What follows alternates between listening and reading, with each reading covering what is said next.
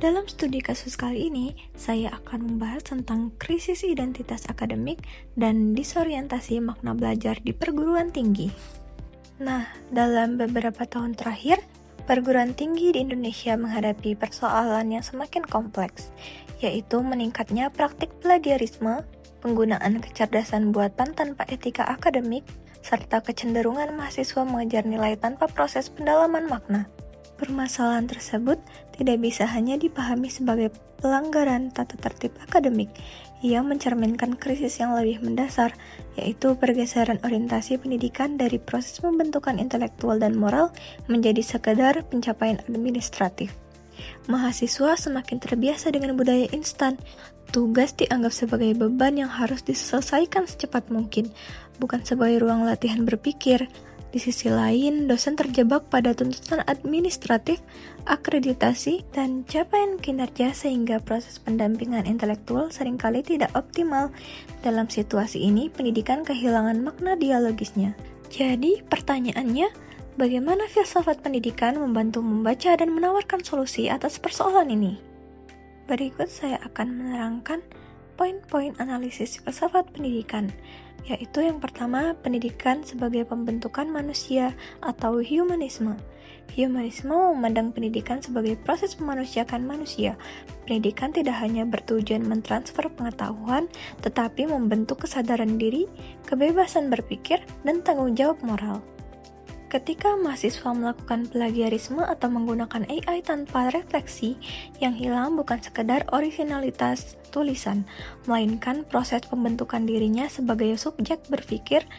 Ia tidak lagi menjadi pelaku aktif pencarian kebenaran, melainkan konsumen informasi. Dalam kerangka ini, krisis integritas akademik adalah krisis pembentukan karakter. Pendidikan tinggi seharusnya menjadi ruang pendewasaan intelektual. Tanpa integritas, gelar akademik kehilangan makna substantifnya. Solusinya bukan hanya memperketat sistem deteksi plagiarisme, tetapi menciptakan ekosistem pembelajaran yang menghargai proses eksplorasi gagasan, memberikan ruang kesalahan sebagai bagian dari belajar, menekankan refleksi pribadi dalam setiap tugas akademik. Yang kedua, pendidikan dan pengalaman atau progresivisme. Progresivisme yang banyak dipengaruhi pemikiran John Dewey menekankan bahwa pendidikan harus relevan dengan realitas sosial dan pengalaman hidup peserta didik. Teknologi termasuk AI merupakan bagian dari realitas kontemporer. Melarang penggunaan secara total justru bertentangan dengan prinsip pendidikan yang adaptif terhadap perkembangan zaman. Masalahnya bukan pada teknologinya, melainkan pada cara penggunaannya. Jika mahasiswa menggunakan AI sebagai alat bantu untuk memahami konsep yang sulit, mencari referensi awal, mengembangkan sudut pandang, maka teknologi dapat memperkaya proses belajar. Namun, jika ia menggantikan proses berpikir itu sendiri, pendidikan berubah menjadi simulasi intelektual. Pendekatan progresivisme mendorong perubahan metode evaluasi, misalnya penilaian berbasis proyek nyata, diskusi kelas yang menuntut argumentasi spontan, presentasi yang menguji pemahaman personal, tugas berbasis pemecahan masalah kontekstual. Dengan demikian, mahasiswa tidak cukup hanya menyerahkan jawaban, tetapi harus menunjukkan bagaimana ia sampai pada jawaban tersebut. Yang ketiga, yaitu pendidikan sebagai kesadaran eksistensial. Dalam perspektif eksistensialisme, manusia adalah makhluk bebas yang bertanggung jawab atas pilihannya. Plagiarisme bukan semata akibat tekanan sistem, tapi juga keputusan personal.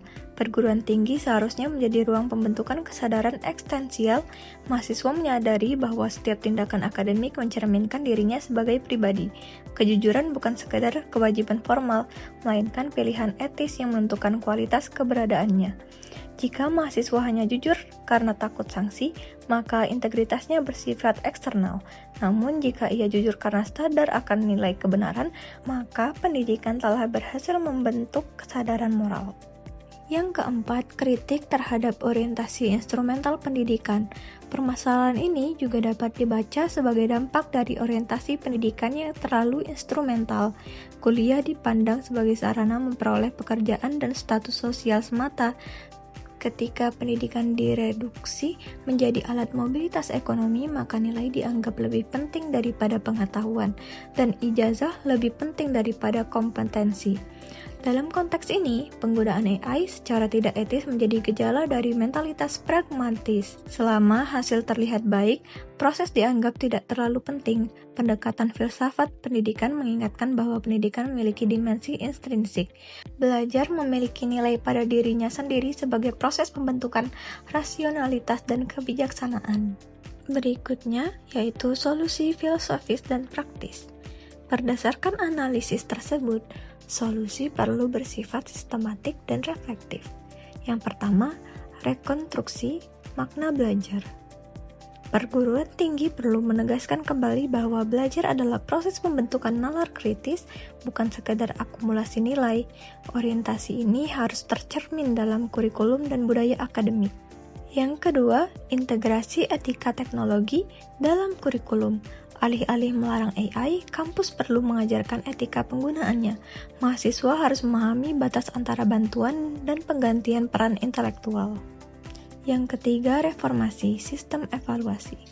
Penilaian tidak hanya berbasis produk akhir, tetapi juga proses.